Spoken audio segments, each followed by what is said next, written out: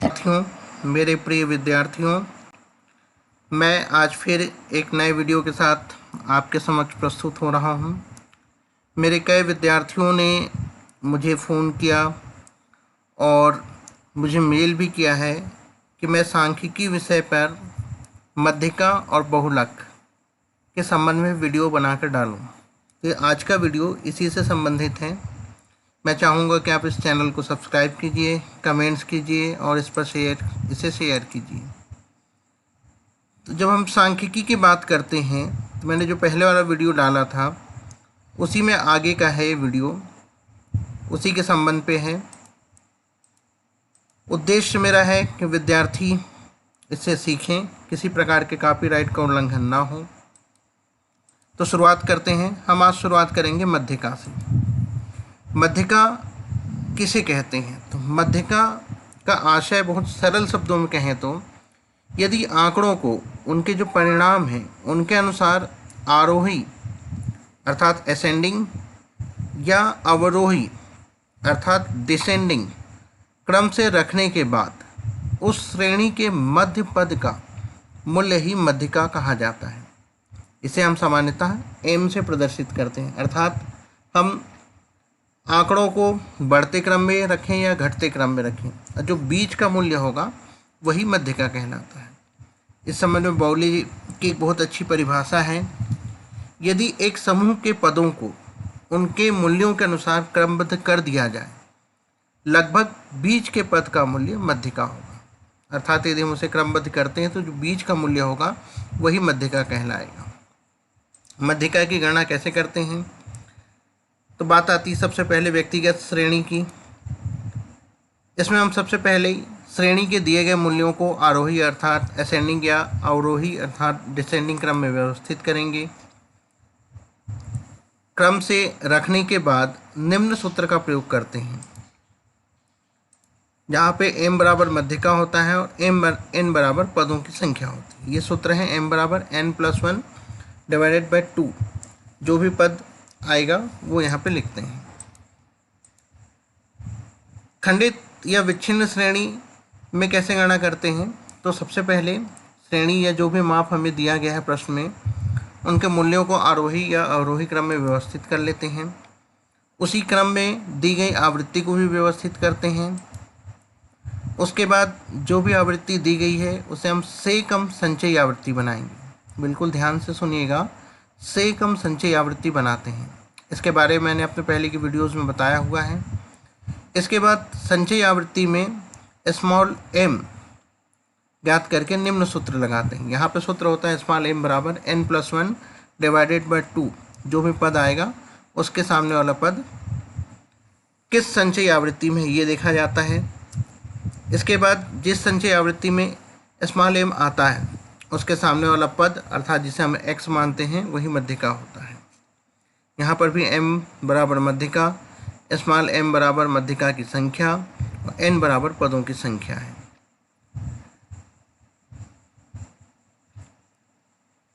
कई बार क्या होता है कि व्यक्तिगत श्रेणी एवं खंडित या विच्छिन्न श्रेणी में मध्यिका मूल्य अनिर्णित रह जाते हैं।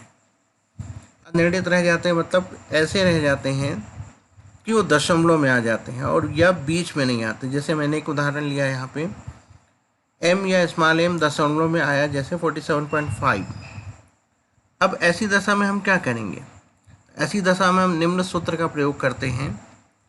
ये सूत्र होता है m बराबर उस पद का मूल्य जो पद में 47.5 आता है और उस पद का मूल्य जो उसके बाद का मूल्य, इन दोनों को डिवाइडेड बाई 2 कर देंगे तो ये गणना होकर आ जाती है। अब बात आती है अखंडित या अविच्छिन्न श्रेणी में हम कैसे गणना करते हैं। यदि प्रश्न समावेशी श्रेणी में दिया है अर्थात 0 से 9, 10 से 19, तो हम कोशिश करेंगे कि उसे अपवर्जित श्रेणी में बदल लें। फिर दी गई आवृत्ति से कम संचयी आवृत्ति बनाएंगे। फिर निम्न सूत्र का प्रयोग कर स्मॉल m ज्ञात करेंगे। ये सूत्र है स्मॉल m बराबर n डिवाइडेड बाई 2। n बराबर यहाँ पर होता है फ्रिक्वेंसी या आवृत्तियों का योग डिवाइडेड बाई 2। इसके बाद जिस संचय आवृत्ति में स्मॉल m आता है उसके आधार पर निम्न सूत्र का प्रयोग करते हैं। ये उसका सूत्र है, कैपिटल M बराबर L1 plus L2 minus L1 divided by F, और फिर गुणा करेंगे M माइनस C से। यहाँ पर स्मॉल m बराबर n/2 अर्थात कुल आवृत्ति का आधा, m बराबर होती है मध्यिका, तीसरा L1 बराबर होता है मध्यिका वर्ग की निचली सीमा या निम्न सीमा, L2 बराबर होता है मध्यिका वर्ग की उच्च सीमा, और F बराबर होता है मध्यिका वर्ग की आवृत्ति। ये इस सूत्र का डिटेल है। यहाँ हम C मानते हैं, स्मॉल c, मध्यिका वर्ग से पूर्व की से कम संचयी आवृत्ति को। एक प्रश्न बताऊंगा मैं इस संबंध में। देखिए, एक प्रश्न है, व्यक्तिगत श्रेणी का प्रश्न है, एक महत्वपूर्ण प्रश्न है, कई बार पूछा जाता है कि 15 विद्यार्थियों के एक वर्ग में 5 विद्यार्थी किसी परीक्षा में फेल हो जाते हैं। 10 विद्यार्थी जो पास हुए हैं उनके प्राप्तांक इस प्रकार हैं। यह हमें 10 विद्यार्थियों के प्राप्तांक दिए गए हैं और हमसे कहा जा रहा है कि आप सभी 15 विद्यार्थियों की मध्यिका ज्ञात करें। ध्यान रखिएगा, 10 ऐसे विद्यार्थियों के अंक हमारे पास हैं जो पास हुए हैं। अब हम इस संबंध में क्या करेंगे, इसका हल कैसे होगा? तो मध्यिका के नियमों के अनुसार सबसे पहले दिए गए अंकों का आरोही क्रम या असेंडिंग ऑर्डर में जमा लेते हैं। तो 4 5 6 6 7 7 8 8 9 9 ये असेंडिंग क्रम अर्थात बढ़ते हुए क्रम में जमा लिया गया। अब देखते हैं कि जो फेल हुए हैं उनके अंक तो हमें दिए ही नहीं गए थे। तो अब हम क्या करेंगे कि पहले तो निश्चित कर लें कि जो फेल हुए थे उनके अंक निश्चित रूप से जो सबसे कम यहाँ पर अंक है अर्थात 4 उससे कम होंगे, लेकिन कितने कम है ये हमें नहीं मालूम। तब मान लेते हैं कि विद्यार्थियों का अंक x1, x2, x3, x4, x5 ऐसा है जो फेल विद्यार्थियों का अंक थे। अब इसके बाद अब सभी विद्यार्थियों के अंकों को अगर हम आरोही असेंडिंग ऑर्डर में जमाते हैं तो कैसे जमता है, x1 जो हमने माना, x2 माना, x3, x4, x5, ये जो x वाले मान हैं ये फेल विद्यार्थियों के अंक माने गए हैं। इसके बाद 4 5 6 6 7 7 8 8 9 9। अब अगर हम सूत्र में रखते हैं तो सूत्र है m बराबर n+1 डिवाइडेड बाय 2 अर्थात 15 + 1। इसका जब हम टोटल करते हैं तो 15 विद्यार्थी हैं, तो 15 + 1 डिवाइडेड बाय 2। तो यहाँ m आता है 8वां पद। 16 को हम जब 2 से डिवाइड करते हैं तो आता है m बराबर 8वां पद। 8वां पद अर्थात 6वां अंक मध्यिका होगी। कैसे? 1 2 3 4 5 6 7 8 ये है 8वां पद, अर्थात ये जो 6 है ये मध्यिका होगी। ये इस प्रकार से देखिए 8, इसके नीचे वाले जो 6 हैं ये हमारी मध्यिका होगी। अब हम आते हैं, एक प्रश्न हमारे पास है, ये खंडित श्रेणी का प्रश्न है। खंडित श्रेणी में हमें मिड वैल्यू दिया हुआ है 5 15 25 35 45 55 4 6 10 7 3 2। हम सबसे पहले एक टेबल बनाएंगे। टेबल से मिड वैल्यू से हम वर्ग बना लेंगे। वर्ग कैसे बनाते हैं मैंने पहले एक वीडियोस में बताया हुआ है। तो 0 से 10, 10 से 20, 20 से 30, 30 से 40, 40 से 50, 50 से 60। यदि ना समझ में आया तो हम फिर बता देते हैं। मिड वैल्यू 5, अंतर है 10 का। तो ये आवृत्ति इस प्रकार से हुई। यहाँ पर जब हम इसे सूत्र में रखते हैं तो ये सूत्र है m बराबर n+2। तो स्मॉल m बराबर होता है इस फ्रीक्वेंसी का योग टोटल 32। 32 को अगर हम 2 से डिवाइड करते हैं तो आता है 16। तो m बराबर हुआ 16वां पद। यह संचयी आवृत्ति 20 में आती है। ये देखिए संचयी आवृत्ति 20 में है, 16, m बराबर 16 इस 20 में आ रहा है, अर्थात इसके ऊपर का हो जाएगा c। ये हो जाएगी हमारी फ्रीक्वेंसी और ये हो जाएगा हमारा L1 L2। यहाँ देखिए अगर आपको समझ में ना आ रहा हो कि मिड वैल्यू से वर्ग कैसे बनाया, तो अंतर है चूँकि 10 का, तो 10 को हम 2 से डिवाइड करेंगे, उसे हम इस 5 में पहली बार में घटाएंगे और दूसरी बार में जोड़ेंगे। उसी तरह यहाँ पे घटाएंगे 5 को और 5 को जोड़ेंगे, तो ये उच्च सीमा इस प्रकार से बनती जाएगी। अब हम इसका मान सूत्र में रख देते हैं। इसका सूत्र है m बराबर L1 plus L2 minus L1 upon F m minus C. जब हम सूत्र में मान रखते हैं तो कैसा रखाता है, L1 है 20 रख दिया, L2 है 30 रख दिया, L1 है 20 रख दिया, F फ्रिक्वेंसी 10 है, ये हमने 10 रख दिया। M बराबर 16 हमारा निकला हुआ है, तो M बराबर 16 और C हमारा निकला हुआ है 10, तो ये C 10 ये हमने मान रखा। तो M बराबर 20 प्लस 6 अर्थात M बराबर 26 होगा। जब हम इसको सॉल्व करते हैं तो इस प्रकार से आता है। अब इसी में हम दूसरी बात करते हैं बहुलक या भुजठक का। बहुलक किसे कहते हैं, तो समंग श्रेणी का वह पद मूल्य जिसकी आवृत्ति सबसे अधिक हो या जो बार बार आया हो उसे हम बहुलक कहते हैं। इसे हम Z से प्रदर्शित करते हैं। इसमें एक बहुत अच्छी परिभाषा है प्रोफेसर या लून चाउ की।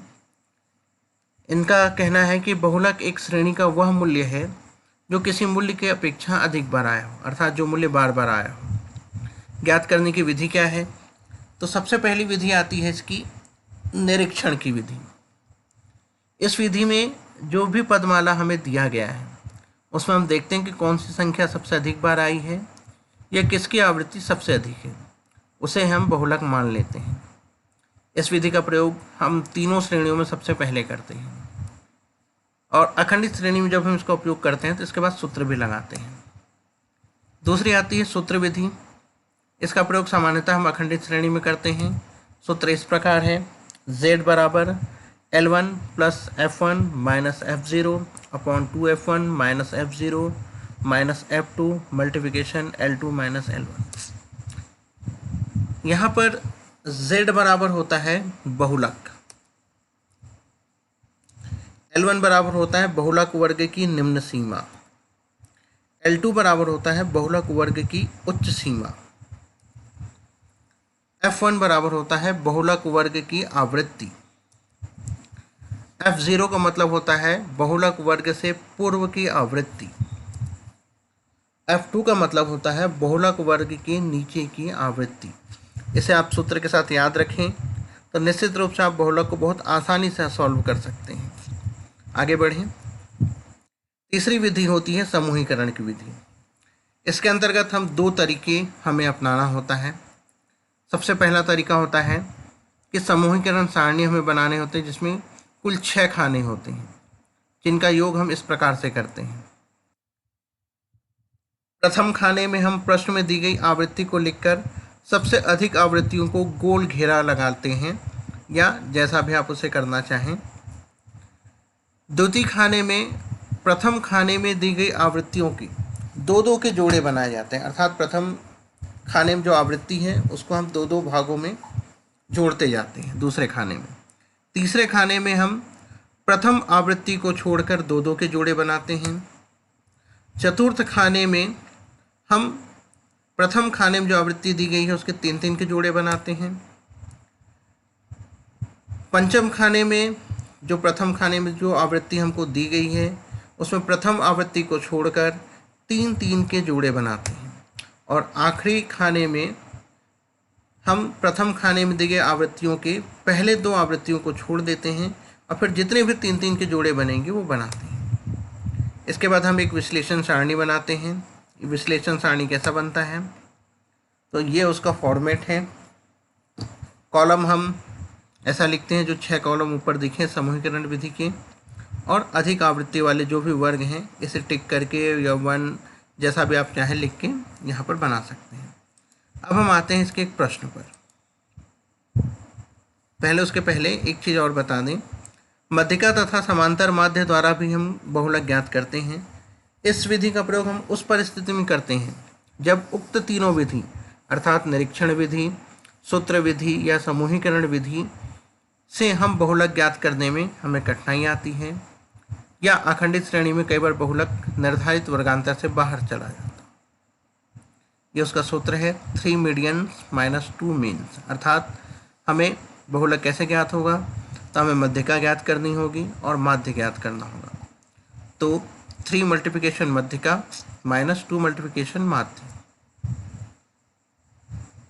अब हम आते हैं प्रश्न पे।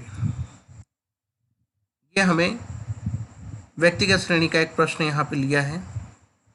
एक कक्षा के 20 विद्यार्थियों के सांख्यिकी विषय में कुल 25 में से प्राप्त अंक इस प्रकार है। ये अंक हमको यहाँ पे दिए गए हैं, 20 विद्यार्थियों की ये अंक हैं। सरल करना है इसे, तो सरल करने के लिए हम इसे किस प्रकार से हल करेंगे? कुछ नहीं, सबसे पहले आप इसे असेंडिंग ऑर्डर में जमा लीजिए। ये देखिए ये जम गया। अब देखिए सबसे ज़्यादा बार यहाँ पे 22 आया हुआ है, 5 टाइम्स से 22, इसलिए चूँकि 22 सबसे अधिक है इसलिए z हमारा 22 होगा। ये हमने निरीक्षण विधि से इसे सॉल्व किया है। दूसरी बात आते हैं हम खंडित श्रेणी या विच्छिन्न श्रेणी में। यह हमें एक प्रश्न यहाँ पे मिलता है। यहाँ पे ऊंचाई दी गई है 150, 160, 170, 180, 190, 200 और 210। यहाँ व्यक्तियों की संख्या दी गई है 2, 4, 8, 10, 6, 5, 3। जब आप यहाँ पे देखते हैं तो देखिए 10 सबसे अधिक बार है, 10 की आवृत्ति सबसे ज़्यादा है। जब हम निरीक्षण विधि से इसको सॉल्व करते हैं तो हमें दिखता है कि 180 ऐसा मूल्य है, ये 180 ऐसा मूल्य है जिसकी आवृत्ति सबसे अधिक 10 है, अर्थात इसके सामने वाला ऊंचाई जो है z बराबर 180 होगा। अब हम आते हैं अखंडित श्रेणी या अविच्छिन्न श्रेणी में।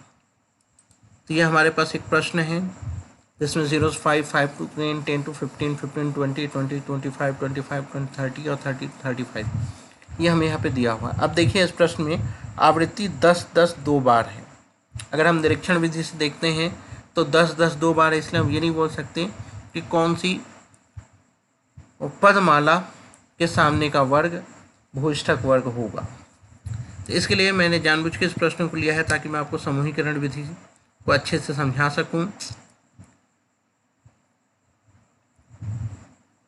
तो समूहीकरण विधि का हम यहाँ पर प्रयोग करेंगे। किस प्रकार से करेंगे? ये देखिए हमने समूहीकरण विधि की पहली वाली तालिका बनाई। इधर हमने लिखा पद, ये हमने सारे पद लिख दिए। ये पहला कॉलम, यहाँ पे हमने सारी आवृत्ति लिखी है। यहाँ पे 10, 10 ज़्यादा है तो मैंने इसे रेड से लिख दिया है, आप चाहें तो इसे गोल घेर सकते हैं। अब दूसरे कॉलम में जब हम आए, पहले कॉलम में जो दो दो हैं इनकी जोड़ी बनानी। देखिए 2 कॉलम की जोड़ी है, 2 कॉलम की जोड़ी है, 2 कॉलम, इसके 2 कॉलम नहीं बने इसलिए इसकी जोड़ी नहीं बनी। तीसरे में आए तो हमने 1 छोड़ दिया, पहला कॉलम छोड़ दिया। अब 2 2 के हमने जोड़ी बनाई, 2, 10, 12, 4, 10, 14, 9 और 2, 11। चौथे कॉलम में जैसा हमें बताया गया है कि 3 3 की जोड़ी बनानी, तो 1, 2, 3, 13, फिर 1, 2, 3, 23। यहाँ 2 की जोड़ी नहीं बनती इसलिए छोड़ दिए। पाँचवें कॉलम में हमें 1 छोड़ के 3 3 की जोड़ी बनानी है, हमने 1 छोड़ दिया पहले को, फिर ये 3 की जोड़ी, फिर ये 3 की जोड़ी। छठवें कॉलम में हमें 2 छोड़ के 3 3 की जोड़ी बनानी है, तो हमने 2 छोड़ दिया, फिर 10, 4, 10। देखिए जिस जिस कॉलम में जो ज़्यादा है उसे आप गोल घेर दें या अलग से जैसा आप उसको अलग दिखाना चाहें दिखा सकते हैं। इस कॉलम में 14 ज़्यादा था, इस कॉलम में 23 ज़्यादा है, इस कॉलम में 21 ज़्यादा है, इस कॉलम में 24 ज़्यादा है। अब हम इसका दूसरा विश्लेषण सारणी बनाते हैं। विश्लेषण सारणी देखिए, विश्लेषण सारणी में ये जो कॉलम इधर बने हुए थे 6 वो इस साइड आ गए, ये जो पद इधर लिखा हुआ था वो पद ऊपर चला गया। अब हम पहले इसको देखते हैं। देखिए पहला कॉलम में 10 से 15 के बीच में आया है और दूसरा 10 20 से 25 के बीच में आया है। हम ये दोनों छोड़ देंगे, 10 से 15 के बीच या टिक लगा लें या 1 लिख दें, ये 1 लिख दिया हमने। दूसरे कॉलम में हम आते हैं तो देखिए सबसे ज़्यादा है 19। 19 कहाँ पे आया है? 20 से 25 और 25 से 30 का योग है। ये हमने 20 से 25 में किया, दूसरे कॉलम में 25 से 30 में किया। तीसरे कॉलम में जब हम आते हैं तो देखते हैं 14 किसका 15 से 20 और 20 से 25 का। ये तीसरा कॉलम 15 से 20 के सामने हमने 1 लिखा और 20 से 25 के सामने 1 लिखा है, इसे आप टिक भी कर सकते हैं। चौथे में आप देखिए 23 15 से 20 20 से 25 और 30 का 25 से 30 का योग था इन तीनों का, तो हमने यहाँ तीनों में लिखा 15 से 20 20 से 25 25 से 30। पाँचवें कॉलम में देखिए 21 20 से 25 25 से 30 और 30 से 35 का योग था, तो हमने यहाँ लिखा 20 से 25 25 से 30 30 से 35।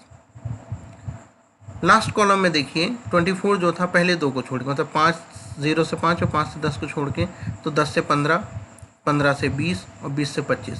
अब हम इसका टोटल करते हैं तो इसके सामने कुछ भी नहीं था इसलिए 0, इसके सामने कुछ भी नहीं था 0, यहाँ पे कुल 2 हैं इसलिए 2, यहाँ 3 है तो 3, यहाँ पे 6 बार आया है इसलिए 6 और 1, 3 बार आया 3 और 1। अर्थात अगर अब हम देखें तो 20 से 25 के सामने जो 6 है यही हमारी बहुलक की वर्गांतर होगा। अर्थात जब हम यहाँ पर देखते हैं तो L1 बराबर हम 20 लेंगे, ये देखिए L1 बराबर 20, L2 बराबर 25, F1 10, ये 10, F0 इसके ठीक ऊपर अर्थात ये 4 और F2 इसके ठीक नीचे अर्थात ये 9। अब देखिए हम सूत्र में कैसे लगाते हैं इसे, ये है उसका सूत्र, Z बराबर L1 plus F1 minus F0 upon 2 F1 minus F0 minus F2 multiplication L2 minus L1। आगे बढ़ें, जब आप सूत्र में मान रख देते हैं कैसे रखेंगे, Z बराबर देखिए L1 हमारा 20 हमने रख दिया, F1 है हमारा 10, F0 है हमारा 4, 2 F1 मतलब 2 मल्टीप्लिकेशन F1 है हमारे पास 10, F0 है 4, F9 है F2 है 9, यहाँ पे L2 है 25 और L1 है 25, ये सूत्र में रख दिए। जब इसे हम आगे सॉल्व करते हैं तो 20 प्लस 10 में से 4 माइनस किए 6, इनका मल्टीप्लिकेशन किए, 2 मल्टीप्लिकेशन 10 20 और माइनस माइनस प्लस, लेकिन साइन माइनस का रहेगा 13, इनमें से 25 में से 20 घटाए 5। जब हम इसे और सॉल्व करते हैं आगे तो 20 प्लस 5 मल्टीप्लिकेशन 6 अर्थात 30 और 20 माइनस 13 बराबर 7। जब हम इसे और सॉल्व करते हैं तो Z बराबर होता है 20 प्लस 4.28 अर्थात 30 को हमने जब 7 से डिवाइड किया तो 4.28। इस प्रकार Z हमारा हुआ 24.28। मुझे उम्मीद है कि आप लोगों को ये वीडियो पसंद आया होगा। आप लोगों के कमेंट्स का मैं इंतज़ार करूँगा। जैसे ही आप लोगों के कमेंट्स प्राप्त होते हैं मैं और आगे के वीडियो भी इस संबंध में प्रस्तुत करूँगा। धन्यवाद।